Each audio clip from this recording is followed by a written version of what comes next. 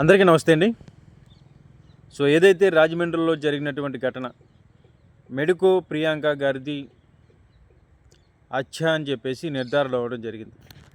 అయితే మొట్టమొదటిగా జరిగినటువంటి ఘటన ఏంటి, మెడికో ప్రియాంక గారు అలాగే కొంతమంది స్నేహితులతో కలిపి సినిమాకి వెళ్తే వీళ్ళు ముందు కొంచెం డిస్కషన్ పెట్టుకోవడం జరిగింది. అయితే వీళ్ళు సినిమా ముగించుకొని బయటకు వస్తూ ఉంటే మెడికో ప్రియాంక గారు ఆవిడ స్నేహితుడు స్కూటీ మీద వస్తూ ఉంటే 2 సార్లు 3 సార్లు వీళ్ళు డాష్ ఇవ్వడం జరిగింది.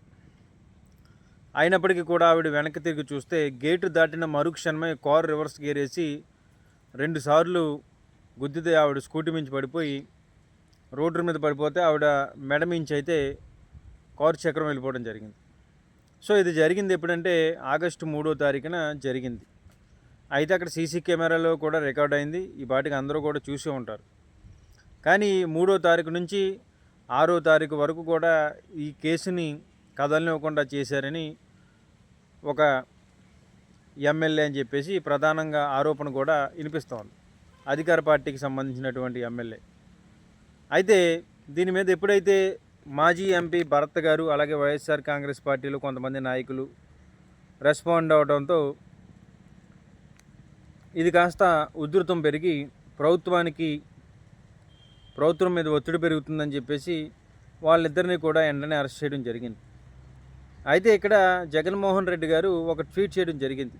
ఏదైతే మెడికో ప్రియాంక గారిని ఆ నిందితులు ఏ విధంగా అయితే గుద్ది చంపారో ఆ వీడియోని జగన్మోహన్ రెడ్డి గారు అఫీషియల్ ట్విట్టర్ హ్యాండిల్లో ఆయన పోస్ట్ చేయడం జరిగింది.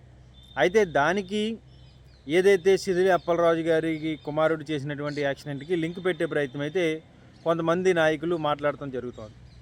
ఇది ఏదైతే ప్రియాంక గారిది ఉందో అది ఉద్దేశపూర్వకంగా ఇద్దరు వ్యక్తులు తాగి వాళ్ళతో గొడవ పెట్టుకొని వాళ్ళ మీద కోపంతో కావాలని 2-3 సార్లు గేర్లేసి వెనక్కి ముందుకి వాళ్ళని తొక్కించి చంపించే ప్రయత్నం చేశారు. మెడికో ప్రియాంక గారు చికిత్స పొందుతూనే చనిపోవడం అనేది నిజంగా బాధాకరమే.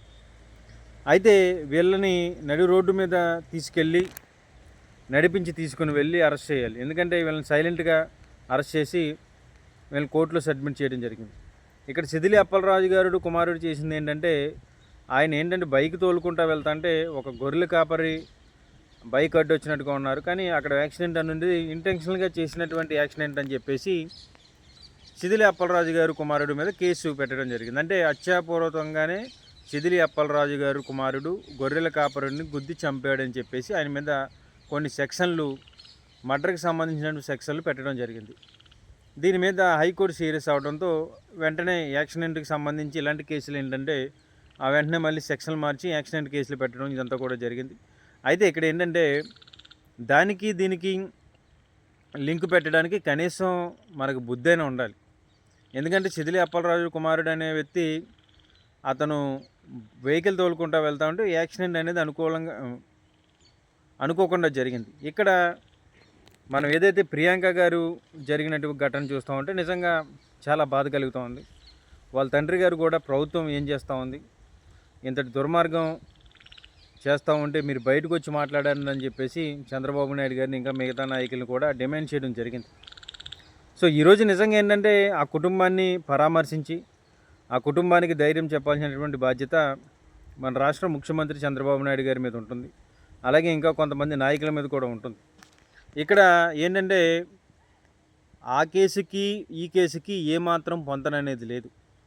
వీళ్ళు కావాలని ఇంటెన్షనల్గా ప్రియాంక గారిని గుద్ది చంపడం జరిగింది. కానీ అప్పలరాజు కుమారుడైనటువంటి ఆ అబ్బాయి కావాలని చేసినటువంటిది కాదు, కానీ సెక్షన్లు మార్చి చేయడం జరిగింది. అయితే ప్రియాంక గారి కేసులో కొంతమేరకు రాజకీయం చేసేది అక్కడే ఆపేద్దాం అనుకున్నప్పటికీ భర్త గారి ఇన్వాల్వ్మెంట్తో కొంతమంది వైఎస్ఆర్ కాంగ్రెస్ పార్టీ ఇన్వాల్వ్మెంట్తో అది జిల్లా దాటి మొత్తం రాష్ట్ర వ్యాప్తంగా కూడా వ్యవహరించింది కనుక దాని మీద వెంటనే వాళ్ళిద్దరిని కూడా అరెస్ట్ చేయడం కూడా జరిగింది.